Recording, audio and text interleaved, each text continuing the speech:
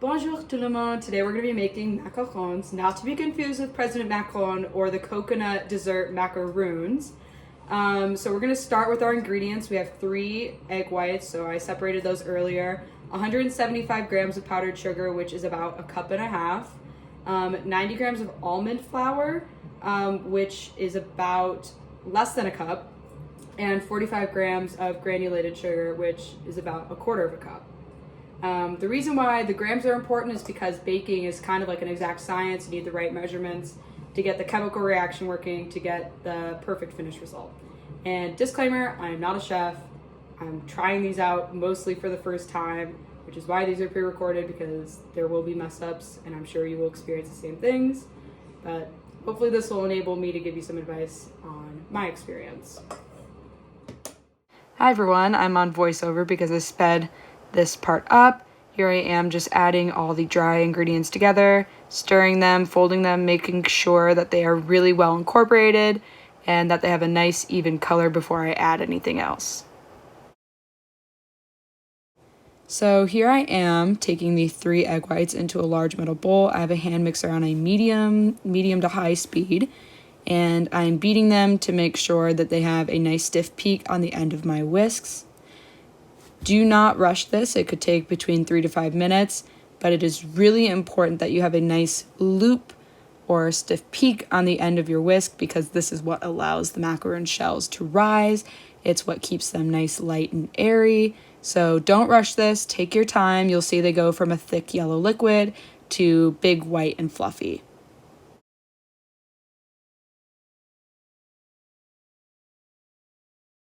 So here I am slowly, very slowly adding the sugar into the egg whites. You really want to make sure you do this gradually. Don't dump it all in at once. This prevents the egg whites from losing their fluff, and you really want to keep as much of the air in the egg whites as possible.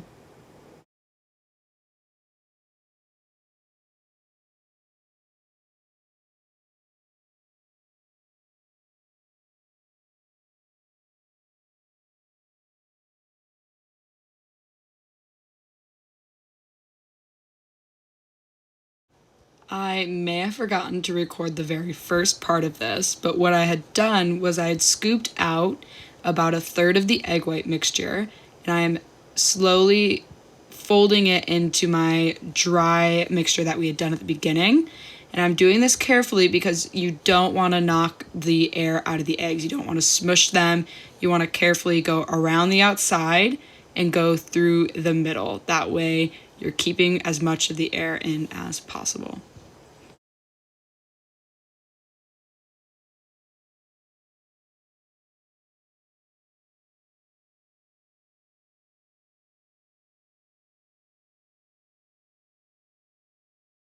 So here I am adding the last third of the egg whites into the dough mixture. You can really see this dough transform from beginning to end. At the beginning, it was kind of crumbly, dry. At the end, it looks like a real dough. And here I am still folding, making sure I don't crush the egg whites, making sure that the dry and wet ingredients are really well combined and they look even. I was a bit concerned that mine was too stiff, but it ended up being perfect. Just use your best judgment.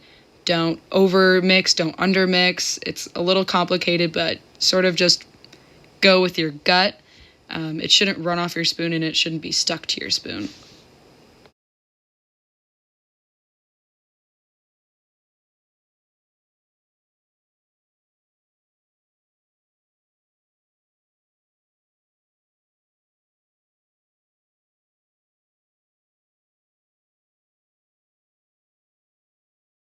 So here I am putting the dough mixture in my quote-unquote piping bag.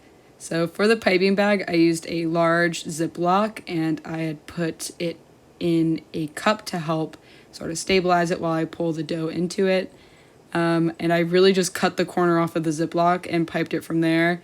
I mean, I think all of us are still in college. There's a few alumni in this class, but it doesn't have to be perfect or fancy. You don't have to go out and get ingredients. You can use stuff that's in your house. And hopefully this trick works for you.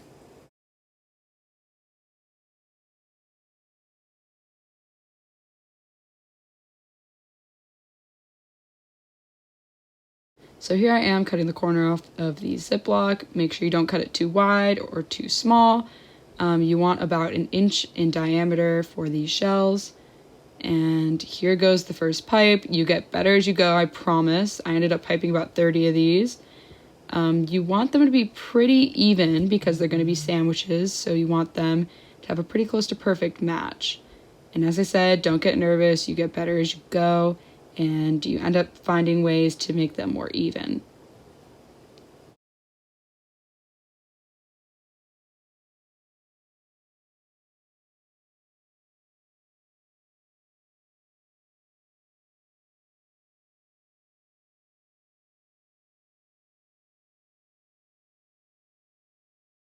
You'll see by the end of this tray, I go back and add to some of the ones I think are a little small.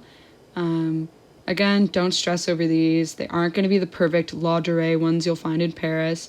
Here's a little bit more rustic, a bit more home chef, because not everyone in Paris or France is a pastry chef. They make these at home too, just like us. So yeah, don't put too much pressure on yourself to be perfect.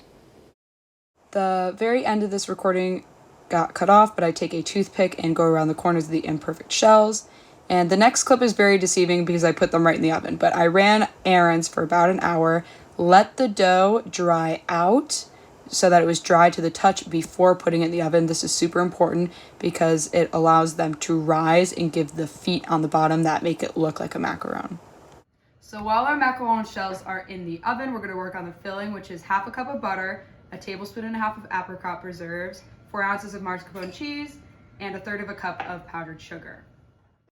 All right, so another metal bowl and another hand mixer. I am just mixing the butter around, making sure it gets to a creamy stage. If I were to make this again, I probably wouldn't have so much butter. And if this filling is like not your energy, not your jam, do whatever kind of filling you want. You could do some kind of icing, you could do some kind of fruit preserve. I will have to say I love apricot preserves, but I was not the biggest fan of this filling. It was a little bit plain for my taste. The shells are plain unless you add vanilla or anything fancy, but I think the filling could have used a bit more work on the flavor side of things. So I will try and find you guys a different recipe for the filling because, like I said, this was just a little bit too buttery. So you'll see I added the sugar, I added the apricot preserves, and I am just mixing this all together.